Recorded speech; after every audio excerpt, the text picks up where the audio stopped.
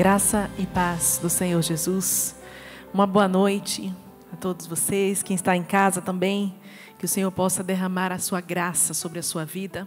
E se você puder compartilhar também essa programação aí na sua rede social, para que mais pessoas sejam abençoadas através da palavra. Para nós um imenso privilégio estar nessa igreja que tanto admiramos e que consideramos como a igreja irmã das bênçãos, irmã também nas lutas, e estar aqui muito nos inspira pelo trabalho tão lindo dessa comunidade. Queria pedir a você, hoje eu tenho a incumbência de iniciar essa palavra, daqui a pouco meu esposo sobe aqui para continuá-la, mas nós vamos ler o texto de 2 Timóteo, capítulo 3, segunda carta de Timóteo, no capítulo 3, nós vamos ler alguns versículos deste capítulo e já pedimos ao Espírito Santo que ministre ao nosso coração com a sua imensa sabedoria e iluminação. Diz assim a palavra de Deus: saiba disso, nos últimos dias sobrevirão tempos terríveis. Os homens serão egoístas, avarentos, presunçosos, arrogantes, blasfemos, desobedientes aos pais, ingratos, ímpios, sem amor pela família, irreconciliáveis, caluniadores, sem domínio próprio, cruéis, inimigos do bem, traidores, precipitados, soberbos, mais amantes dos prazeres do que amigos de Deus, tendo aparência de piedade, mas negando o seu poder. Afaste-se destes também. Vamos ao versículo 12 desse mesmo capítulo. De fato, todos os que desejam viver piedosamente em Cristo Jesus serão perseguidos. Contudo, os perversos e impostores irão de mal a pior, enganando e sendo enganados. Quanto a você, porém, permaneça nas coisas que aprendeu e das quais tem convicção, pois você sabe de quem o aprendeu. Porque desde criança você conhece as sagradas letras que são capazes de torná-lo sábio para a salvação mediante a fé em Cristo Jesus. Toda a Escritura é inspirada por Deus e útil para o ensino, para a repreensão, para a correção e para a instrução na justiça, para que o homem de Deus seja apto e plenamente preparado para toda boa obra. Amado Senhor, nós nessa noite apresentamos o nosso coração mais uma vez diante de Ti, para que o Senhor possa derramar a Tua graça, a Tua força sobre nós, ó Deus, e iluminar os olhos do nosso entendimento, de maneira que a nossa vida seja tocada no mais profundo do nosso ser, Senhor. Que eu não atrapalhe o texto, mas que cada um de nós aqui possa receber a sua porção, aquela que o Senhor preparou para nós, quando ainda nem estávamos a caminho desse lugar. O Senhor já sabia que estaríamos aqui e tem algo lindo preparado para a nossa vida, Senhor. Nós te agradecemos em nome de Jesus. Amém e graças a Deus. Amém, queridos? Quero saudar de uma maneira especial o pastor Áureo, a pastora Miriam, bem, e a Stephanie, que estão conosco, nos dão a honra da presença também, amigos do ministério e uma família inspiradora que tem motivado a nossa vida. Vocês são uma bênção para nós. Queridos, o tema dessa palavra é exatamente essa advertência que Paulo entregou a seu discípulo Timóteo. Tu, porém.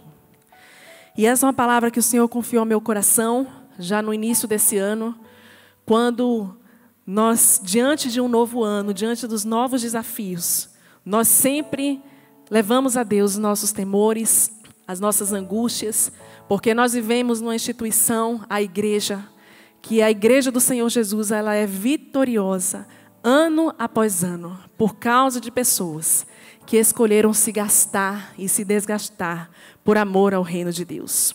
E essa palavra é uma palavra que, quando a gente entende e lê o contexto, nós vamos absorver algumas verdades, você aqui comigo. E na hora que Paulo escreve a Timóteo, a essa altura da sua vida, ele estava preso, estava à beira da morte, sozinho. Mas se você for ler toda a carta de Paulo a Timóteo, especialmente essa segunda carta, você não vê nenhuma nota de amargura, nenhuma dor, nenhuma tristeza, nenhum arrependimento. Embora ele tenha sido abandonado por pessoas que estiveram com ele durante a sua vida, Paulo se encontra em uma fotografia de fracasso aos olhos dos homens, Mas aos olhos de Deus e aos seus próprios olhos, ele estava chegando ao final de uma missão. E ao chegar no final dessa missão, ele escreve essas palavras ao seu discípulo Timóteo, como se dissesse assim: Timóteo, eu não posso esquecer nada do que eu quero te falar hoje. Preste muita atenção. Você sabe que quando estamos à beira da morte, à beira de uma viagem ou saindo de férias do trabalho, você precisa orientar quem vai ficar no seu lugar e nenhum detalhe pode escapar. Me lembro que em 2014, quando aceitamos o desafio de sair do Nordeste do Brasil para vir morar no Oeste do Paraná, assumir uma igreja, nós tivemos muitas reuniões com a equipe que ficaria no nosso lugar. E nessas reuniões, nós cuidávamos para que não esquecêssemos nenhum detalhe. Era algo muito importante que precisava ser passado para alguém que estaria no nosso lugar. Precisava ser confiado os mínimos detalhes. E Paulo aqui, o herói, fundador das igrejas da Ásia Menor e da Europa, embora tenha sido um prisioneiro, envelhecido, abandonado, desprezado, condenado à morte, ele está compartilhando a sua coragem ao seu filho amado Timóteo. Não apenas compartilha a sua coragem, mas compartilha também os seus mais sinceros sentimentos acerca do ministério. Ele vai dizer ao longo da carta: Timóteo, seja forte na graça. Timóteo, seja disciplinado. Timóteo, seja fiel no ensino da mensagem. Instrua, ensine com cuidado. Seja trabalhador, seja diligente, seja amável com as pessoas que estão à sua volta. E esse era um alerta necessário, porque ele passa a apresentar um plano de batalha para o que viria a ser tempos difíceis e ele pudesse consultar sempre que houvesse necessidade. No meio dessa carta de Timóteo, então, entramos no capítulo 4. Saiba, porém, isso. Opa, aqui existe um alerta. Um sinal amarelo. Atenção, um aviso importante. Tire os óculos cor-de-rosa, Timóteo. Acorde, porque a vida nem sempre vai fluir na alegria que você espera que a vida flua. Nós podemos nos iludir muitas vezes, porque quando a gente conhece Jesus, realmente a nossa vida é transformada. Realmente o nosso coração é tomado por uma paz indizível. Mas nós precisamos nos lembrar que os tempos difíceis nos esperam. Eu não sei se você tem essa impressão, que eu também tenho. Nós olhamos para as crianças com temor, com um senso de urgência, como se nós precisássemos salvá-las das maldades que elas estão acessando, talvez na rede social, na escola. A escola que antes era um ambiente seguro e de proteção, hoje já não é mais. Nós voltamos, recebemos os nossos filhos da escola e nós temos que ter o trabalho de reensinar algumas verdades, para que eles não percam os princípios que eles têm recebido na nossa casa. E é esse alerta que Paulo dá, dizendo assim: olha, não se ilude, achando que a sua vida vai só ladeira acima. Não é assim. A vida cristã não é desse jeito. A vida com Jesus, ela inclui, sim, lutas, dificuldades e lágrimas. Se ainda não existe com você, eu quero te preparar. Logo mais, isso não é uma palavra de maldição, mas na nossa vida nós temos que nos preparar para os tempos da adversidade, do golpe, da batalha. A diferença é que enquanto nós vivemos tempos difíceis, nós conhecemos uma esperança que nos fortalece e nos põe de pé. E eu me pergunto, para quem não tem Jesus, como eles conseguem suportar tempos difíceis? Paulo está ensinando um segredo maravilhoso. Embora venham vindo tempos desafiadores, não esqueça que o Senhor é com você. Os homens aqui descritos pelo apóstolo Paulo, a Bíblia parece ter sido escrita ontem, que todos os relatos, os adjetivos que eu li para você aqui no início, parecem ter sido desses dias. Homens egoístas, homens exagerados, amantes de si mesmo, com um amor próprio exacerbado, homens que não pensam em ninguém além de si. Parece que foi escrita agora, porque é exatamente esse comportamento que nós vemos nas pessoas que estão à nossa volta. Ou seja, nós fomos avisados, e eu e você precisamos nos lembrar que temos que criar uma resistência. Os nossos ombros têm que ser fortalecidos para suportar o peso das cargas que vêm contra nós. Nós precisamos criar uma casca grossa para aguentar as pancadas da vida. Disse uma vez, estava pregando sobre um assunto similar a esse, eu trouxe uma fala do filme Rocky Balboa, que dizia assim: o segredo não é bater, mas o segredo, meu filho, é que a gente apanha tanto da vida, e o segredo é apanhar e continuar de pé. E, encerrando essa palavra, um irmão mandou uma mensagem para mim e falou assim: nossa, eu gostei tanto daquela palavra. Eu, qual, irmão?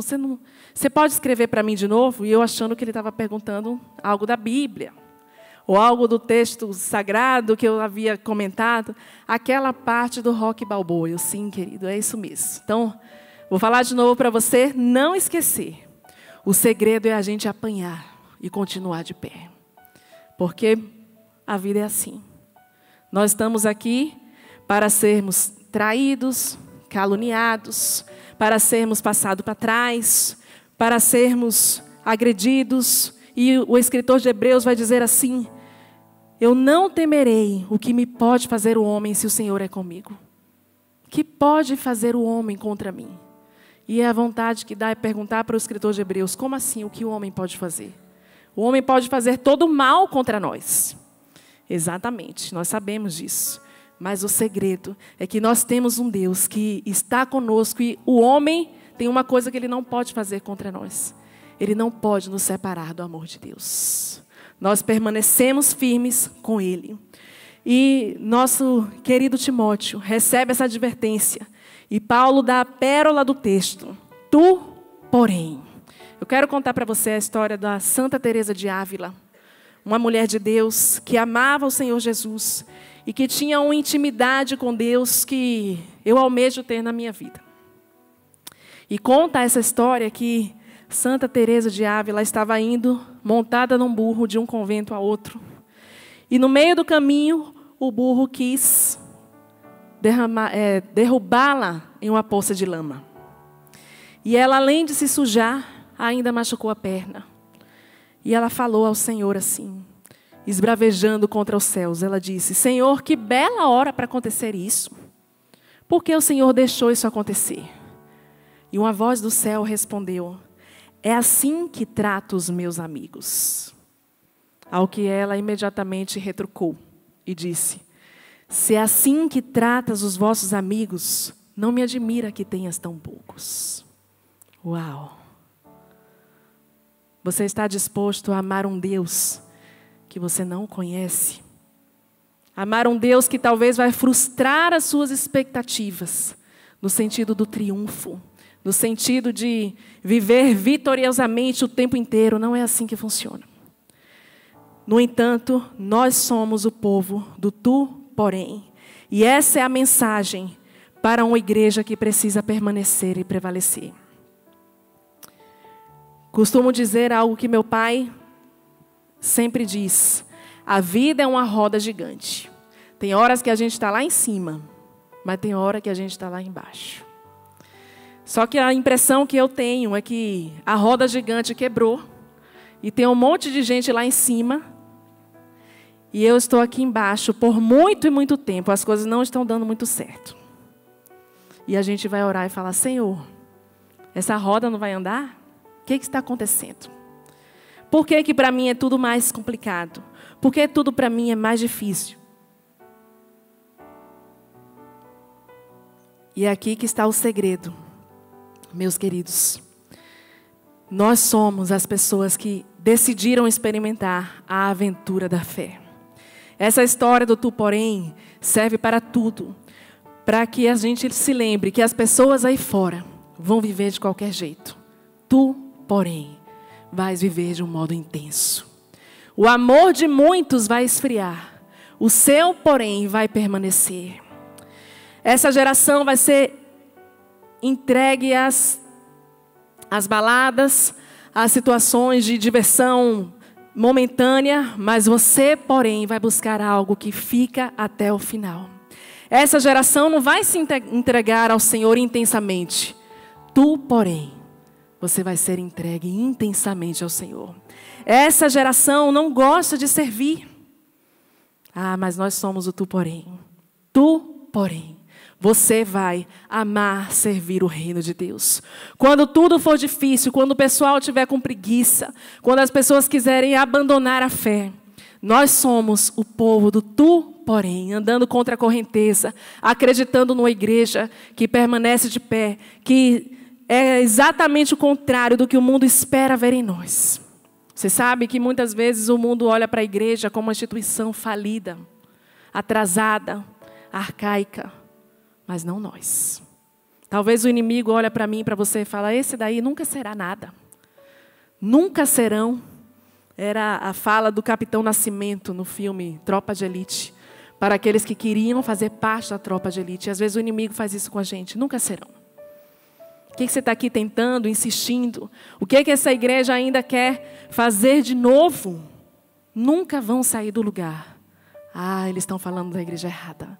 Eles estão falando das pessoas erradas. Porque nós somos o tu, porém, desse tempo. Que acreditamos num novo tempo na nossa vida. Que lutamos contra uma geração que está dando todos os sinais que é uma geração falida. Mas a salvação dessa geração sou eu e você. Que acreditamos em algo eterno, perene. Que permanecemos, apesar de nós estamos de pé. Essa é a dualidade, essa é a ambivalência do Evangelho. Quando a gente ama tudo, mas a gente não se apega com nada. Quando a gente entrega tudo, é feliz em dar e ficar sem R$1 no bolso, se aquele dinheiro for para abençoar alguém. Nós somos as pessoas que nos gastamos, mas estamos tão felizes nos gastando que a gente fala, Senhor, eu quero me gastar mais. Se eu tivesse mais uma vida, eu a daria por amor ao Senhor. Se eu tivesse mais energia, eu daria por amor do Senhor. As pessoas podem não acreditar mais no casamento, mas nós, porém, acreditamos. As mulheres podem não querer mais ser mães, mas nós somos a geração que vai falar tão bem da maternidade, que as meninas vão se apaixonar e vão voltar à missão do seu coração. Nós somos a geração do tu, porém. Quero falar de novo para você. Muitas vezes a igreja viu o amor de muitas pessoas se esfriar. E isso está realmente como uma palavra de Jesus aos últimos dias. O amor de muitos esfriaria.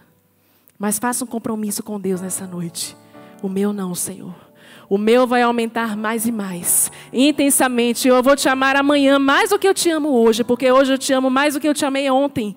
E a minha vida vai ser um acrescente de amor, de entrega e de devoção ao amado das nossas almas. Porque quem enxerga Jesus, quem olha nos seus olhos, a gente não consegue esquecer do olhar de Jesus. Talvez você nunca viu esse olhar.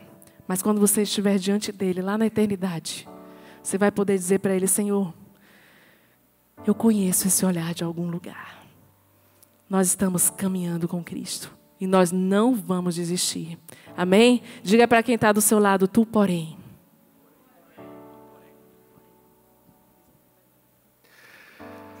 Aleluia. Obrigado, Mariana. Fica aqui comigo. Já vai falar sobre os 7 pilares do voluntariado. A graça e a paz, queridos. Você está sendo abençoado, amém? Esta igreja amada, igreja linda, bilíngue, amém? Estou falando como se estivesse do outro lado do rio. E vocês estão entendendo. Se você não está entendendo, que o Espírito Santo complete a obra e traga entendimento ao seu coração. Muito bom poder compartilhar esta palavra com vocês. Pedi para a Mariana iniciar com esta palavra, porque é uma palavra desafiadora, em um tempo onde as pessoas estão olhando para si mesmas, estão olhando para a sua comodidade, para o seu conforto. O que é que eu tenho que fazer para ser salvo? Na lei do esforço mínimo. O mínimo, pastor. Frequentar a igreja quantas vezes por mês? Quanto tenho que contribuir para ser salvo? Quanto tenho que fazer para poder encontrar um espacinho lá no céu, quando daqui partir? Estamos vivendo esse tempo, onde as pessoas querem o mínimo. Mas tu, porém, faz parte de um povo eleito, sacerdócio real, nação santa, propriedade exclusiva do Senhor, que está aqui para dizer: eu, porém, farei parte de uma geração que resiste e que dá uma resposta diferente a esse tempo. Portanto, eu gostaria de falar com vocês um pouquinho sobre a nossa rotina lá nos nossos domingos. Nós temos falado sobre o voluntariado, sobre servir. E eu sei que esta igreja tem esta natureza. Vocês já fazem isso. Então, dentro deste modelo, dessa proposta, daquilo que temos compartilhado, é exatamente fazer aquilo que os irmãos já fazem, apenas dando uma roupagem, dar uma organizada diferente, dar apenas uma cara diferente para aquilo que vocês já fazem. É a nossa forma de organizar as coisas. E nós temos aprendido com muitos irmãos sobre isso.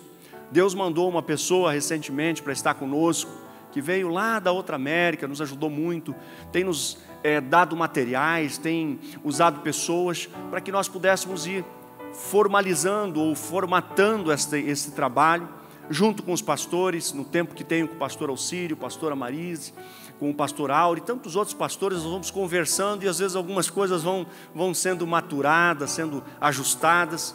Então entendemos que o voluntariado ou o servir na igreja é algo que a comunidade já exerce, não é algo novo, é algo que vocês já têm. Porém, a forma e a cara vai mudar um pouquinho diferente. Vou falar para vocês como funciona a nossa rotina lá hoje. É apenas uma ideia e eu gostaria de inspirar vocês com isso. Nos domingos nós temos 2 reuniões. Eu vou falar dessa reunião da noite. A reunião da manhã, da mesma forma, mas a reunião da noite, ela começa para aqueles que vão servir no culto da noite, 1h30 antes do culto. Então o nosso culto começa às 19h30. Os irmãos que vão servir lá nesse domingo, estão na escala, eles vão chegar às 18 horas para o culto, 1h30 antes.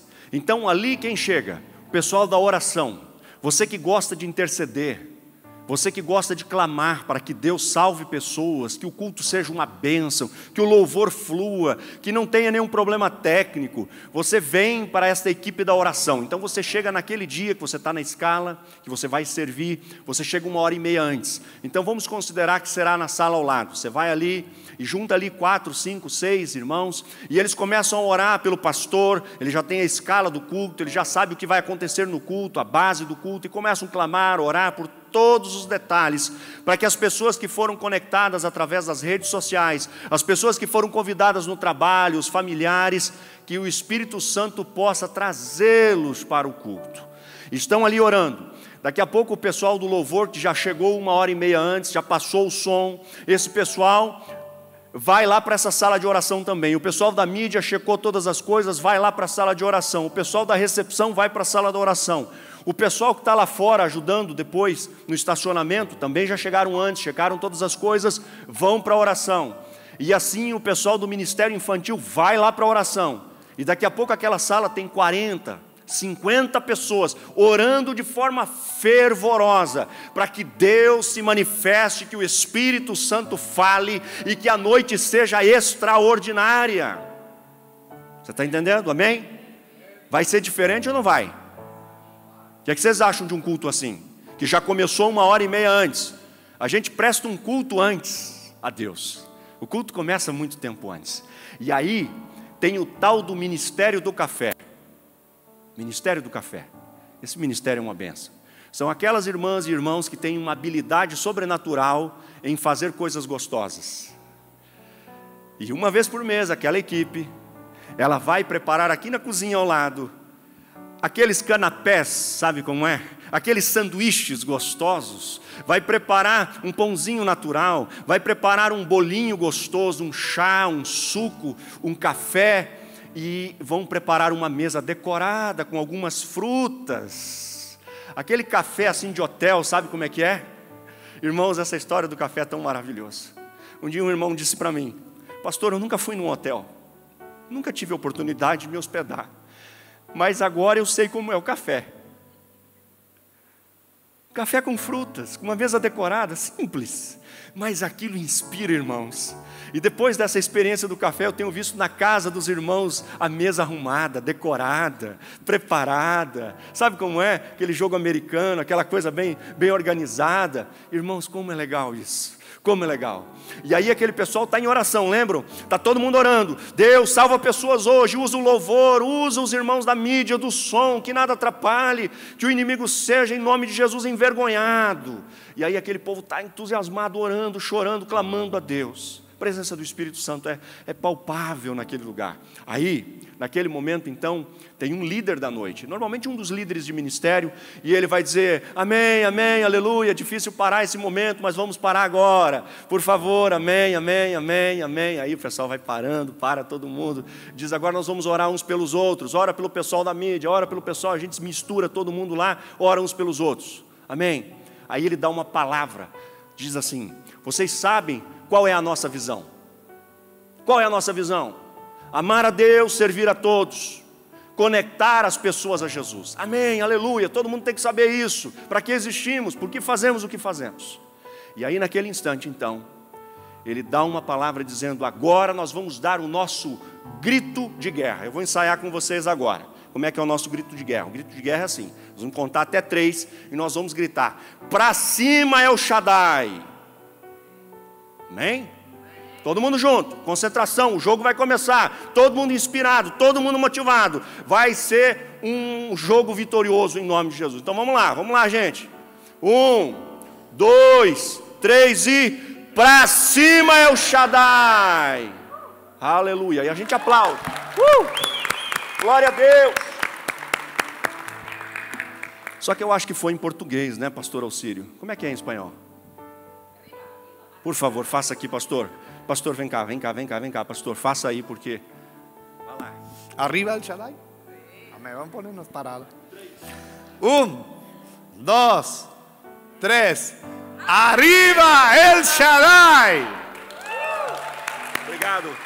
Obrigado, pastor, muito melhor assim, amém? E aí naquele momento os irmãos se confraternizam, se abraçam, dão palavras, né, ali um para o outro, palavra de bênção, de vitória. E aí é assim, o líder daquela noite, ele diz assim, estacionamento, que vai logo lá para fora receber os carros, organizar o estacionamento, receber as pessoas, tem prioridade no café.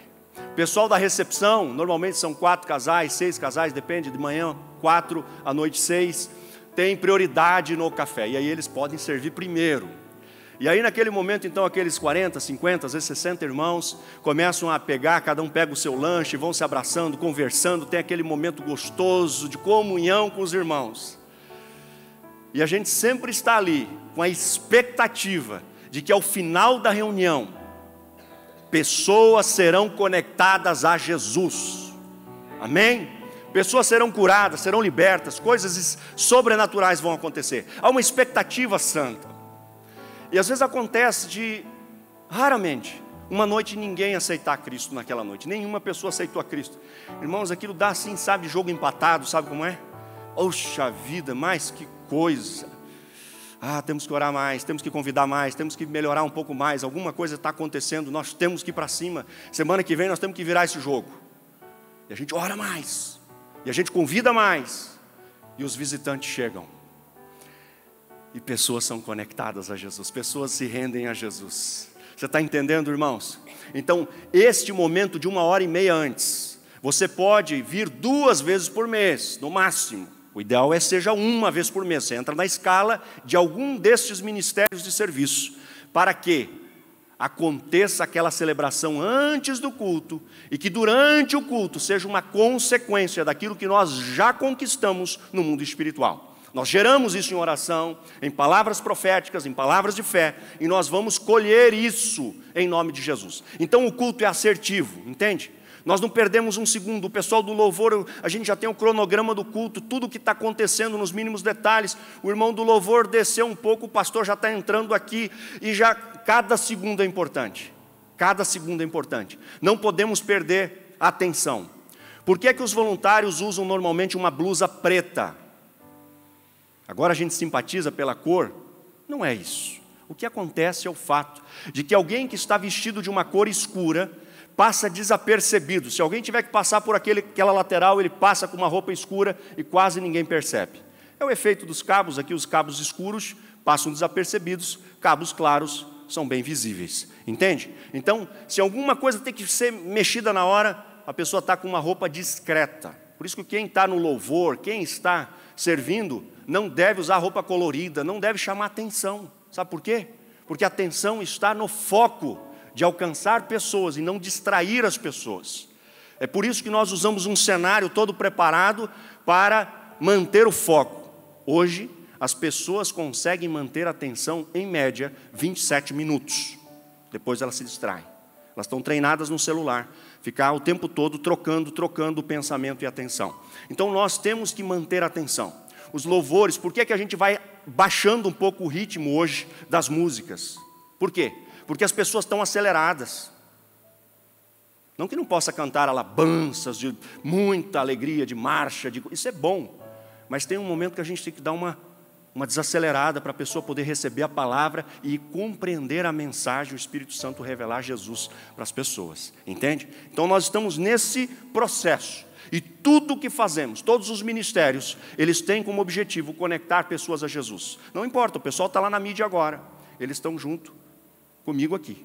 O pessoal do louvor está junto aqui. O pessoal da intercessão está aqui comigo. Lá nós temos o pessoal da segurança, que também fica do lado de fora. Está todo mundo conectado, com o mesmo objetivo. Ok? Até aqui ok? Amém? Amém? Falamos pela manhã sobre estética e genética. Estética é aquilo que nós fazemos para atrair as pessoas a uma experiência. Não sei se vocês aqui em Santa Rita têm isso, acredito que sim. Nós, lá no Brasil, e especialmente na nossa cidade, os restaurantes que repaginam, restaurantes que dão uma reciclada na aparência, na decoração, normalmente são os que estão mais cheios. É assim ou não é? Tem que ter comida boa também, obviamente. Mas a aparência para esta geração importa e importa muito. É por isso que nós temos que ter um cuidado com a aparência das coisas, da organização, dos detalhes, para atrair as pessoas. As pessoas querem uma experiência. Quando ela chega no estacionamento, alguém diz lá, que Deus te bendiga, né? Que bom que você veio, estava te esperando. Isso vai fazer com que a pessoa tenha o quê? Uma boa experiência. Chega ali na porta, tem alguém sorrindo. E um segredinho que eu conto para vocês. Tenho falado com os nossos voluntários. Coloque sempre uma balinha na boca no dia que você vai servir. Sempre uma balinha na boca. Eu sempre ando com uma balinha na mão. Por quê? Porque às vezes a gente está de jejum, às vezes a gente está com alguma questão no estômago, e o que eu chamo de bafo de onça. Sabe como é que é? Bafo de onça.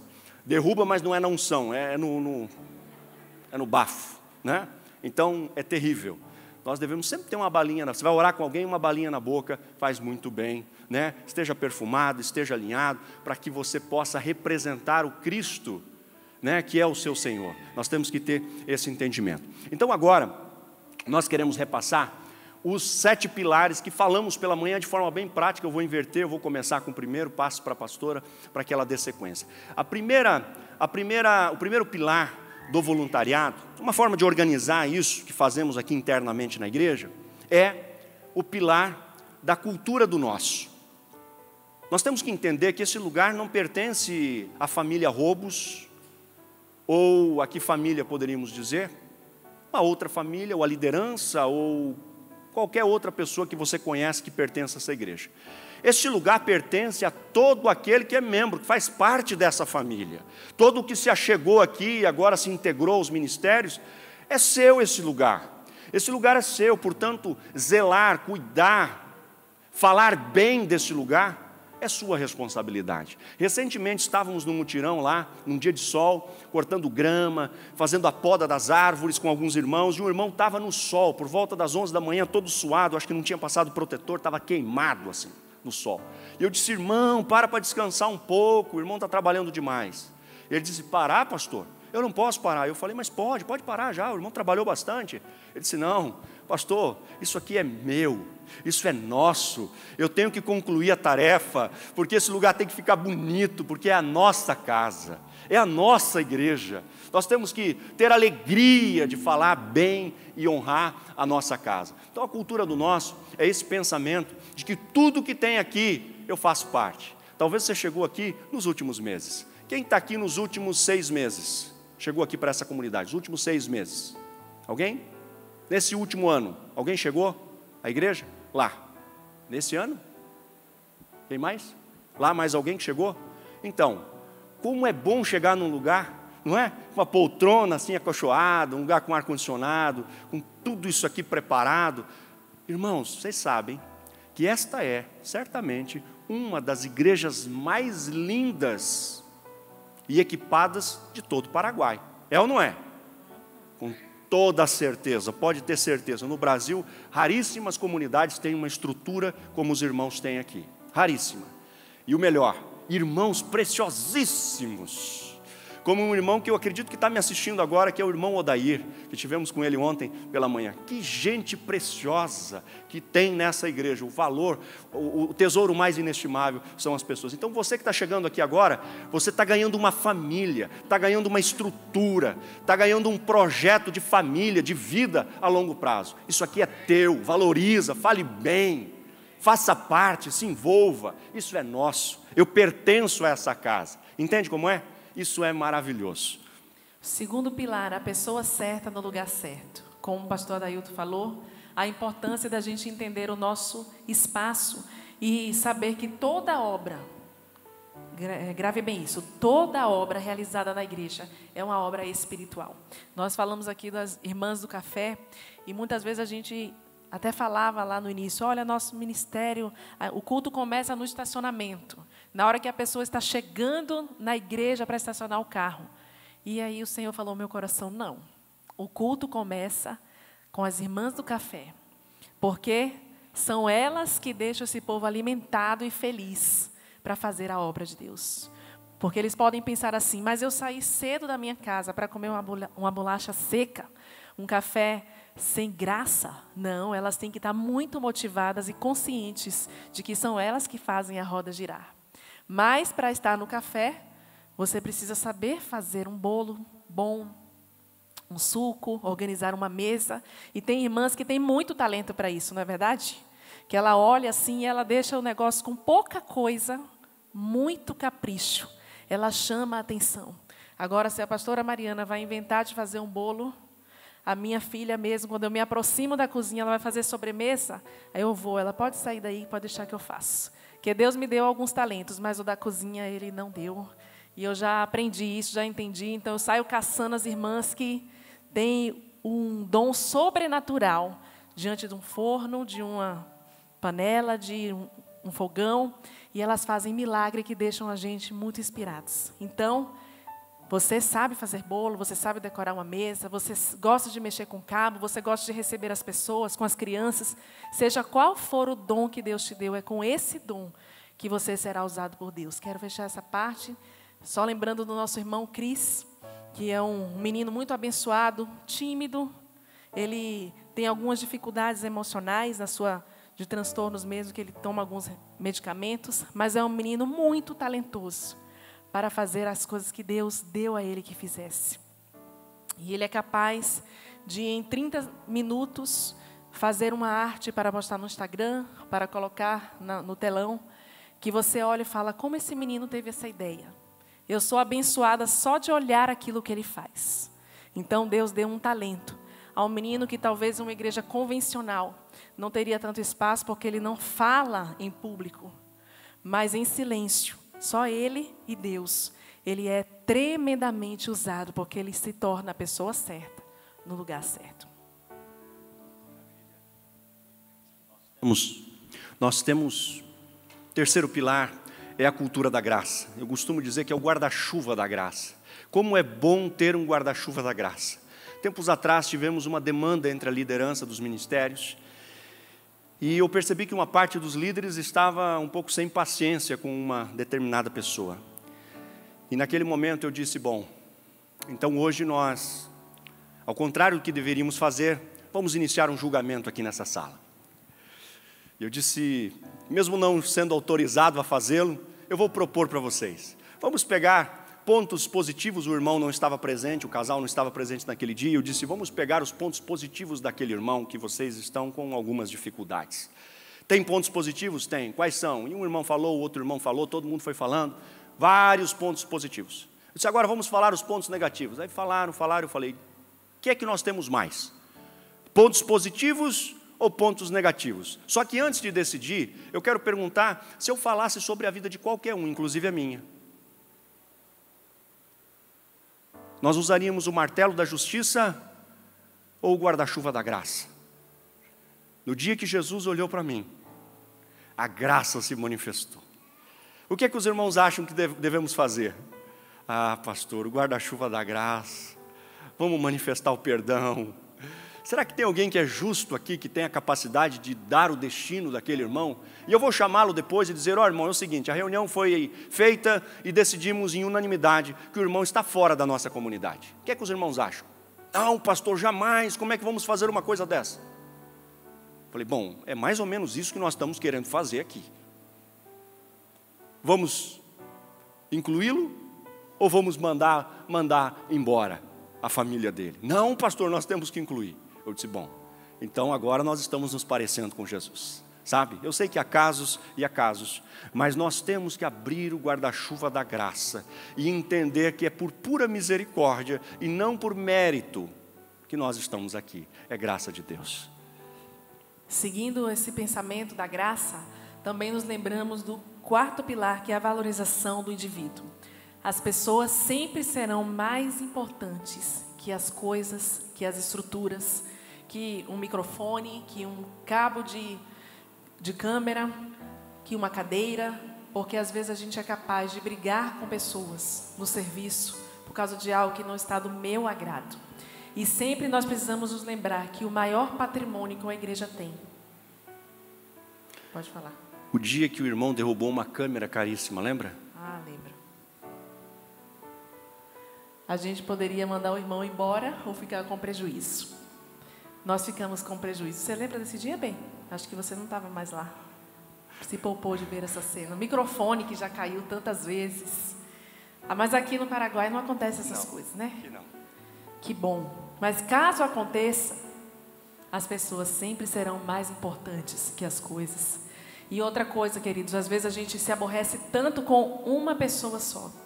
E nós queremos partir para a briga, nós queremos corrigir, nós queremos exortar. Nunca se esqueçam que uma pessoa não deixa uma igreja, a estrutura, ela deixa relacionamentos. E nós temos que olhar o entorno dessa pessoa, porque essa pessoa tem amigos que vão comprar as dores dela. E aí a gente vai atingindo não só uma pessoa, você nunca atinge só um, não é só um tiro ao alvo que acerta um, não, você acerta um e mais uns quantos que estão em volta.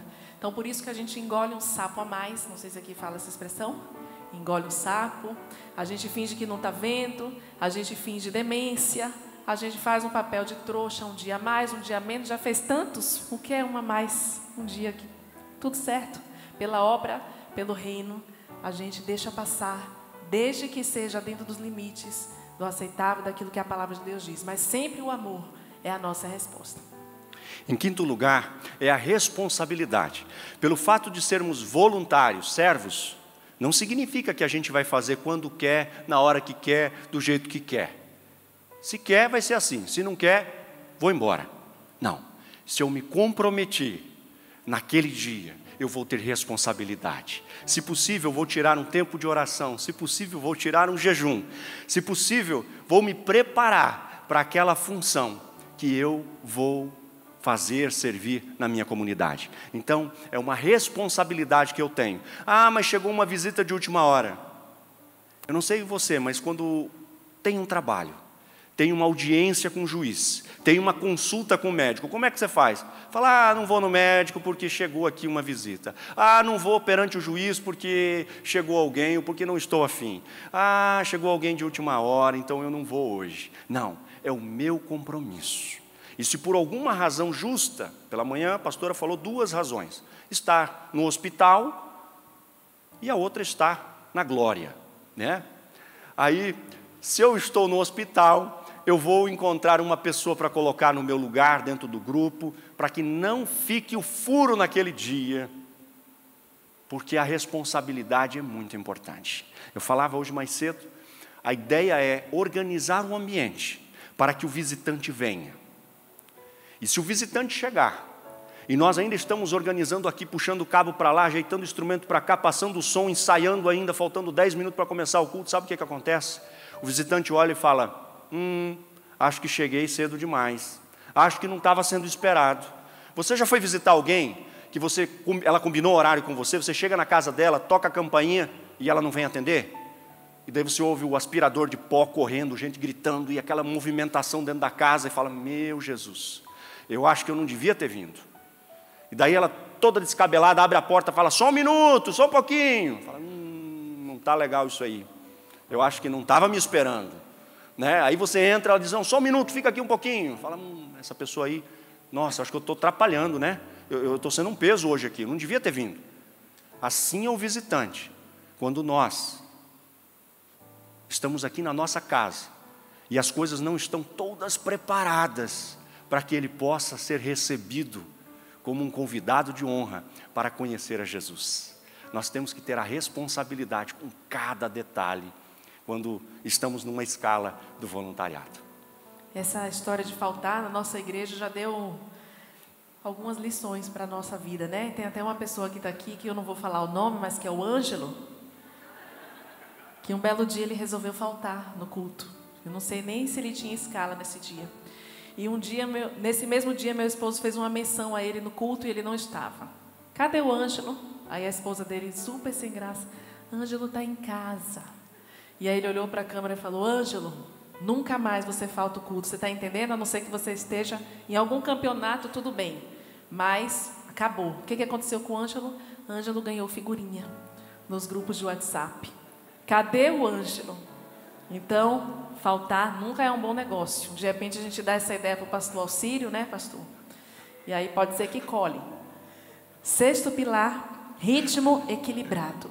Queridos, o nosso sonho, enquanto time de voluntários, é que muitas pessoas sirvam poucas vezes, para que ninguém se canse e o fardo não fique pesado para ninguém. Muitas vezes o que acontece na igreja é que nós achamos que não somos aptos nem dignos o suficiente de servir.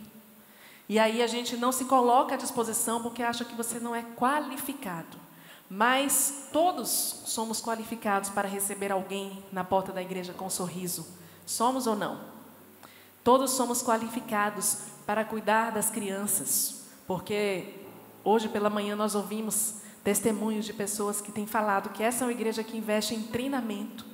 Ninguém vai lhe jogar na sala das crianças, fechar a porta e falar, se vira. Não, você vai ser treinado, você vai receber material, você vai ser habilitado. Ninguém precisa de treinamento para lidar com o estacionamento. Talvez o pessoal da mídia, quando for receber mais pessoas, sim, precise fazer um treinamento para ensinar como lida com a transmissão, com as câmeras. Mas você aprende. Com boa vontade, a gente consegue aprender. Por isso, nosso desafio é que você se voluntarie para servir na casa de Deus. Meu esposo sempre diz assim, se você não achar nada que você se encaixe na igreja, nós vamos criar algo em que você vai se sentir à vontade para fazer. Então, por isso, para que a gente possa servir poucas vezes, nós precisamos ser muitos. E isso leva a um ritmo equilibrado. Pela manhã falamos exatamente sobre isso e às vezes a gente vai precisar enxugar a estrutura. Vou te dar um exemplo. Nós temos um time de louvor abençoado, mas nem sempre esse time está completo. Principalmente nos cultos de dia de semana. Nós temos o culto da terça-feira. E muitos trabalham, chegam em cima da hora e alguns irmãos ficavam tristes, angustiados, chateados, porque não tinha guitarrista no culto da terça. Porque às vezes não tinha o vocal que tinha 3, 4 pessoas. Às vezes não tinha o tecladista no culto da terça. Às vezes tínhamos voz, violão e mais uma outra voz. E nós precisamos reaprender. Talvez nós que viemos de uma igreja, que plantamos a igreja, ele tocava bateria, eu tocava teclado e cantava, e na hora da mensagem ele saía Não tinha ar-condicionado não, irmãos, a gente está no céu aqui. Saía lá na Bahia suado para pregar a palavra e servimos com o que tínhamos. E nós temos que ser gratos pelo que temos. Se for um dia de servir com menos gente no louvor, ou na mídia, ou na recepção, isso não pode tirar a nossa alegria. Mas nós não queremos sobrecarregar ninguém, porque a pessoa pode estar tão cansada que ela não vai soltar um pouco de cada vez, ela vai soltar tudo, vai falar, eu não aguento mais, porque esse povo só tira o meu sangue. Não, não é assim. Ser igreja é ser leve, é ser feliz, é ser divertido. Estamos vivendo tempos em que estamos aprendendo que servir a Deus é muito legal, é muito inspirador e é o melhor momento, não somente nosso enquanto pastores, mas a nossa equipe. Todo domingo a alegria deles é chegar lá no Café dos Voluntários, se abraçar e entender que estamos saindo para uma grande missão. Em último lugar, nós temos que falar sobre uma liderança inspiradora. E quando nós olhamos para aquilo que Deus está fazendo lá na nossa comunidade, nós reconhecemos que somos inspirados por aqueles que já passaram e por aqueles que estão há muito tempo servindo naquele lugar. Nós temos um ministério chamado Mais 60 Diamantes. São os diamantes da igreja. Aqueles que passaram pelo tempo e foram lapidados. São os nossos irmãos mais experientes. Não necessariamente são os irmãos que estão entendendo 100% das mudanças, mas eles continuam ali. Sábado eles estavam reunidos num grupo considerável, mais ou menos um grupo de 80 irmãos, que tem mais de 60 anos. O mais experiente tem 93, faz 94 anos agora, nos próximos dias. E esses irmãos estavam reunidos cantando os hinos do seu tempo, contando histórias, trocando alguns presentes. O presente deles é nata, uma dúzia de ovos, um queijo, um salame, torresmo e assim por diante. Eu costumo dizer que a oração tem que ser forte, porque no culto dos diamantes eles comem torresmo, irmãos. Escondido da família. Eu estou preocupado em receber um processo. Mas, no primeiro encontro eu disse para o pessoal do café, fiquem tranquilas, irmãs, pode fazer pouco, esses irmãos só podem comer um pouco.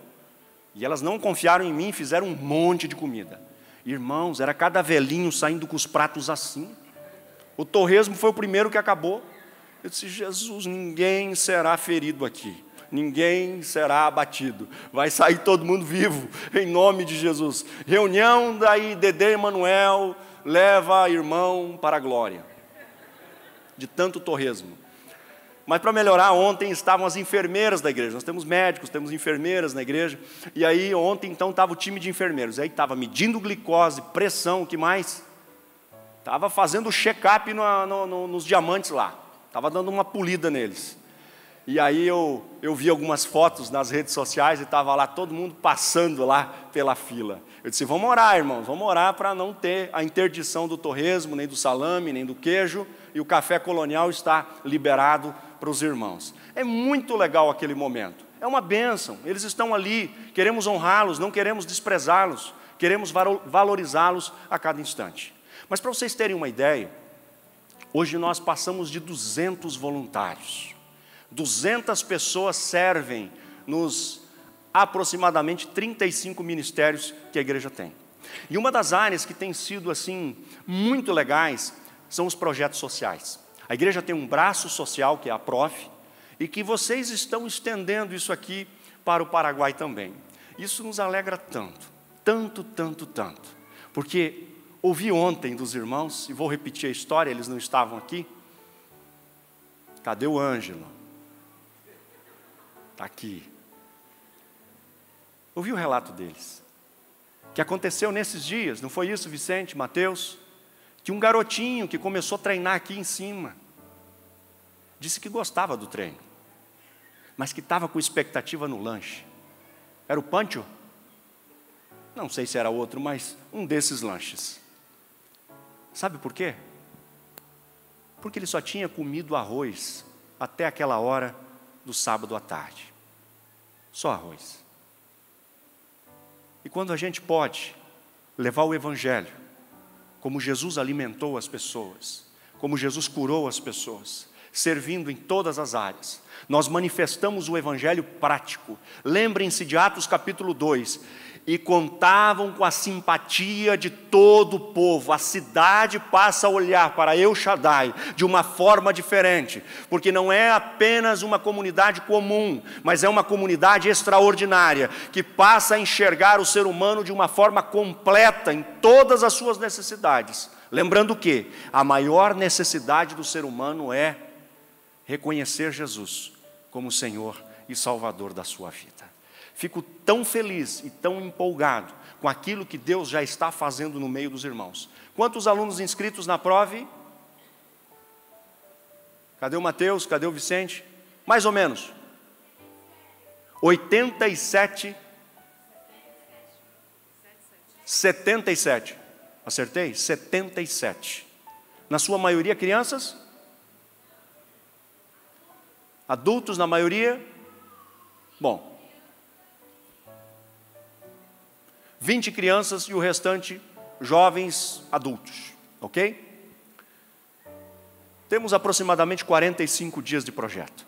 Eu quero dar parabéns ao pastor, à pastora, a toda a equipe aí, Vicente, Mateus, as respectivas esposas que estão apoiando, as irmãs, os irmãos, o nosso querido Guga, que aceitou ser missionário. Guga tem uma história de vida. Né, Guga?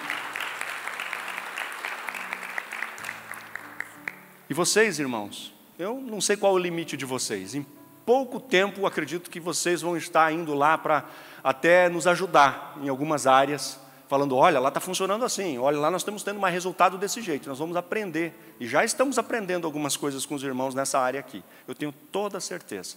Então, parabéns para vocês, pelo trabalho que vocês têm feito. E isso é só o começo. Lembrando o quê? Para a gente fechar. João capítulo 13. Jesus está chegando no momento final, momento de ser crucificado e cumprir a sua missão na parte final. Ele reúne os seus discípulos para uma reunião íntima, assim como nós estamos tendo hoje. E naquele momento, imagino que a expectativa de Pedro e dos demais discípulos era, hoje ele vai trazer uma revelação incrível, hoje ele vai falar, ele vai trazer aqui uma mensagem impactante. Só que naquele dia, ele aparece com uma toalha, ao invés de uma capa, e com uma bacia.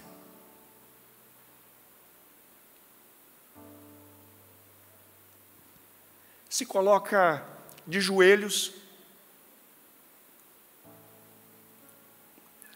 e começa a lavar os pés dos discípulos, dando o exemplo de como seria o ministério deles, de toalha e bacia. El Shaddai. Essa é a mesma expectativa que Jesus tem. E Ele nos inspira, a maior liderança de todos os tempos. O líder dos líderes, o mestre dos mestres, o doutor dos doutores, o Senhor dos senhores. Ele nos deixou essa lição. Toalha e bacia. Para quem? Para quem precisa. Há tantos pés, feridos, imperfeitos, machucados, em Santa Rita, em toda essa região. São milhares. E cabe a nós, como servos, como voluntários, pegar a nossa toalha, a nossa bacia, e começar a lavar os pés da nossa cidade, influenciando as pessoas, amando as pessoas, amando a Deus e amando a todos, servindo as pessoas. Como eu amo o meu próximo servindo. Como é que Jesus manifestou amor? Servindo. Como eu manifesto amor ao meu próximo? Servindo. É só dessa maneira. Um evangelho mais simples, mais prático, sem tanta burocracia, sem tantos processos. E as pessoas vão chegando e também querem bacia e também querem toalha. E eu digo, olha, talvez você não vai ter a toalha e a bacia do microfone ainda, mas você pode ajudar em alguma área. Vamos junto, vamos aprendendo, vamos servindo, irmão. E como é bom servir. eu queria que vocês ficassem com essa imagem do Jesus, do Rei dos Reis, daquilo que Filipenses 2 fala, daquele Rei da glória, Criador do universo, desceu, esvaziou-se da sua glória, veio até nós, e agora Ele está prestes a cumprir a sua missão, o ápice, o auge, e Ele está de joelhos, diante daquele que iria traí-lo, lavando os seus pés, e a Bíblia diz, os amou até o fim. Inclusive Judas, inclusive o Pedro, amou até o fim. Irmãos, aqui de Santa Rita, queridos irmãos amados, eu quero amá-los também, de toalha e de bacia. Estamos juntos nas trincheiras, nas batalhas, e eu não tenho dúvida que esta cidade vai experimentar um avivamento. Avivamento de toalha e bacia. Não de capa e não de cetro, não de rei, não de pastor e líder, ou de ministério que é, sabe, soberano. Não, mas daqueles que se parecem com Jesus. Temos autoridade, honramos as autoridades, honra quem honra, sempre honra e respeito. Aos nossos queridos pastores, que são autoridade, inclusive, nesse lugar sobre nós, e os respeitamos até por mais tempo de ministério. Mas o nosso coração é de toalha e bacia, você está entendendo? É de toalha e bacia, não é de cetro e de coroa, mas de toalha e bacia. Que Deus nos dê essa graça, de ter esse coração, para servir aqueles que estão à nossa volta. E eu creio que a glória vai se manifestar entre nós. Amém? Nós queremos orar nesse momento. E você, que já fez parte de algum ministério de serviço dessa igreja, ou você que faz parte hoje, e você quiser vir até aqui à frente, e eu vou pedir ao pastor de vocês, que é a autoridade máxima nesse lugar, orar, consagrando. Você que estava afastado, e você que hoje ouviu a mensagem e quer servir em alguma área, não sabe nem aonde, mas você quer saber de uma toalha e de uma bacia, você entendeu isso? Eu quero te convidar nesse momento a ficar de pé, e se você pode, sai do teu lugar e vem aqui. Fala, eu quero receber essa oração, eu quero receber essa impartição, eu quero receber essa unção, eu quero essa alegria. O pastor está falando, mas eu não estou sentindo ainda esse entusiasmo. Eu quero que o Senhor nessa noite, o Espírito Santo te dê o espírito de alegria, assim como ungiu Jesus de Nazaré, com autoridade, para servir. E às vezes servir significa ir para a cruz, significa crucificar a nossa natureza, a nossa vontade, e de toalha e bacia. Se você não entendeu bem ainda como é os detalhes, mas você quer servir, querido, vem para cá. Ah, mas eu não sei nem se vão me permitir. Vem para cá, depois a gente vai ajustando, vai sendo treinado, vai sendo lapidado, e você vai servir. Sai do teu lugar, sai do teu lugar. Eu te desafio hoje, você que quer uma toalha e uma bacia, ainda não sabe bem como. Ah, mas eu vou me comprometer. O Espírito Santo está falando com você, sai do teu lugar. Toalha e bacia, eu quero, eu preciso me envolver com essa obra. É uma obra extraordinária, eu não posso ficar de fora. O Senhor quer restaurar a nossa cidade, assim como Neemias tinha um encargo sobre Jerusalém. Nós queremos restaurar Santa Rita, queremos restaurar a nossa região. Sai do teu lugar. Você está sentindo o desejo? Não deixe isso esfriar, não deixe isso apagar, não se distraia, mas se comprometa hoje. Ainda tem lugar para você. Vem para cá, vem para cá, vem para cá. Você está chegando, mas eu estou hoje pela primeira vez. Vem para cá, vem para cá. Sai do teu lugar, vem para cá. Ninguém me conhece, vem para cá. Jesus te conhece. Jesus te conhece, sai do teu lugar. Tem lugar para você. Nós temos que formar um grande exército, para não ficar pesado. Todo mundo de toalha, todo mundo de bacia. Espírito Santo.